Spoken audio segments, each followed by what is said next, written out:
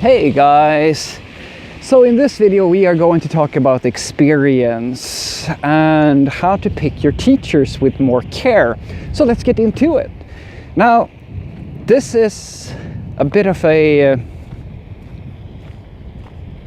I don't know how this is going to end, and I don't know if by the end of this video of mine you're going to realize that, hey, this Frederick, he doesn't know what he's talking about. I should take his advice and just unsubscribe or not watch his videos anymore.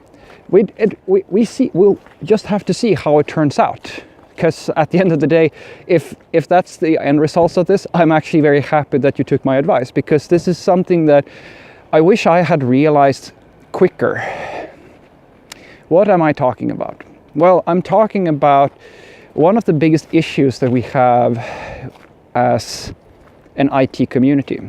And that is that since things are moving so quickly, and most of the knowledge that you have available to you comes from so many different sources and so many different people with different backgrounds and different perspectives, and there's a lot of ambiguity as well in the field, it becomes very tricky to kind of know, like to kind of cut through all the bullshit and figure out what's good advice and what's good information and what's bad information. One of my favorite things to, like, don't get me started on the quality of our Java tutorials here on YouTube and other places, because I would say it's not even 50-50, it's like 40-50-60 or something, like even worse. There are so many really shitty Java tutorials with such outdated information that I sometimes get worried. You kind of have to really know which people who produce this who produces good content and who should you avoid listening to, because if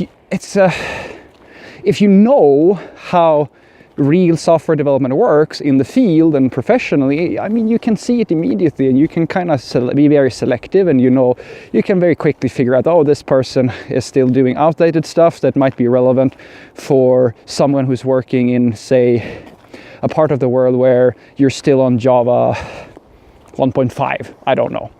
But in the more modern world where it's more common with 1.7 or 1.8 and some people, so forth and so forth, you kind of you get a feeling for these things, right? But as a junior or somebody who's just starting out, it gets really tricky to figure out, all right, what's actually the truth?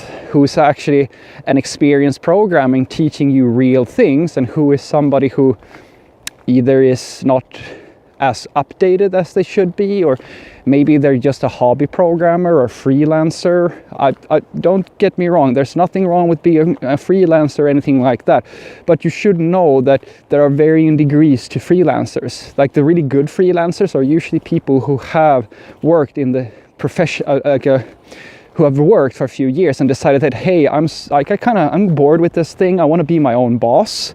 And then they start their own thing and they make a huge success of themselves for the most part. But then you have freelancers who are completely self-taught. They don't know so much, they don't have any, how do I put it? It's not bad to be self-taught, it's just that if you take the thing, like what they do as a single person in their own company may work in that one company, but it will not work so well in any other given context. And it can be really tricky to figure out as a junior what's what. Like, what will work in your own hobby project or your own company, and what's going to work at, say, Google or Facebook, or like it doesn't have to be a big company like that. It could be any mid-sized company or a consultancy. It's very tricky to figure that out because there's so many people telling you different things. Imagine, just look at the fitness industry. Holy shit, there's so many people that all say different things, and you have no idea of figuring out who's telling you the truth, or who has the right answer, or who is selling you bullshit, and who is actually genuine and actually mean the thing they know the stuff that they're telling you.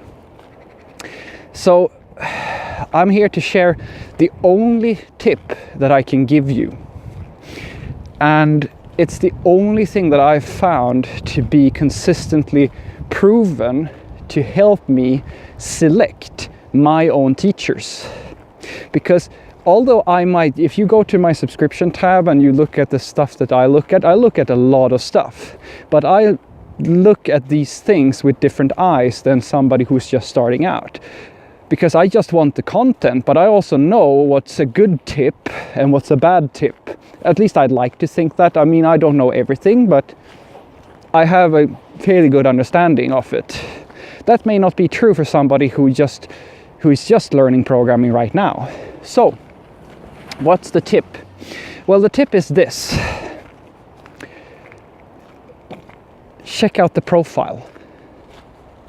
What do I mean by that? Well, what I can tell you is that although your CV is of course not an indication necessarily of everything about you, it will give you an understanding of what type of person you are listening to, and what type of, how do I put it? It gives you a frame of reference. It gives you a thought frame about the tips that you are getting. I'll give you a great example. A lot of the stuff that I learn about Swift for iOS is taught by people I know for a fact are not seasoned veteran programmers. These are not the sort of people that I would hire in my own company, most likely. It's nothing wrong, it's just that the tips that they are giving away are great. I mean, I learn a lot of stuff and I pick up small tips here and there, and I watch a lot of tutorials. Some of them are even younger than I am.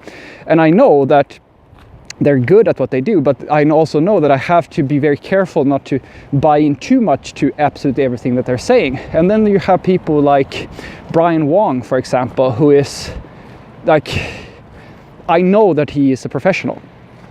And I'll not tell you why I know that, because I've talked about him a few times. The biggest takeaway, I'll give you one big tip as to what made me realize that Brian is actually very good at what he does. Go and watch his video about why he explains that he doesn't like storyboards in iOS development. And just listen to his way of thinking about that problem, because that's the sort of thing that only a seasoned professional will consider, in my opinion. So that distinction, being able to make that distinction between who is a really experienced programmer and who is somebody who's teaching you valuable things, but you have to kind of take it with a pinch of salt and not buy into absolutely everything. The best way I found to figure that out, as I said, is to just go to LinkedIn or go and check out what their work experience is.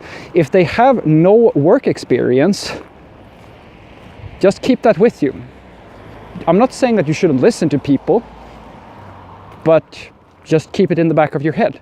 Because I'm willing to bet that a lot of us, trust me, this is very true at the company and the professional level. That's why some, I'd say, Angular and other Google promoted projects go so well, is because the people promoting them have social pre-selection. That doesn't make the project or the product really good. It's just that people are more inclined to believe somebody who works for Google as opposed to somebody who is a freelancer who hasn't worked in the industry, for example. And I think that's probably, although it's not the whole truth, because it's not. Like there's plenty of examples where I think that the tips and tricks I get from really seasoned veterans or like almost famous programmers are, yes, to a point, like they go kind of different in a different approach. Like take Martin Fowler, for example. He's a god among programmers, but there's plenty of times where he gives you tips that are not realistic for every scenario, and unless you kind of have a leveled head, you start believing that the only way to produce software is through test-driven development or microservices, like all this stuff, and it simply isn't true. So it's not a silver bullet, this thought that I have for you guys, but I think it's something you should carry with you, at least in the back of your head. Don't buy into everything that people are telling you, not even me, because I'm not an expert at everything. Just make sure that when you start adopting somebody else's experience and tips and tricks, just make sure that you know who you're listening to. You can go and check out my LinkedIn profile if you're ever uncertain about what I know. And you should. Because That's the only way that you can kind of maneuver through this jungle of information. Make sure that you require more of your teachers. Make sure that the people that you listen to are people with experience. Have a great day.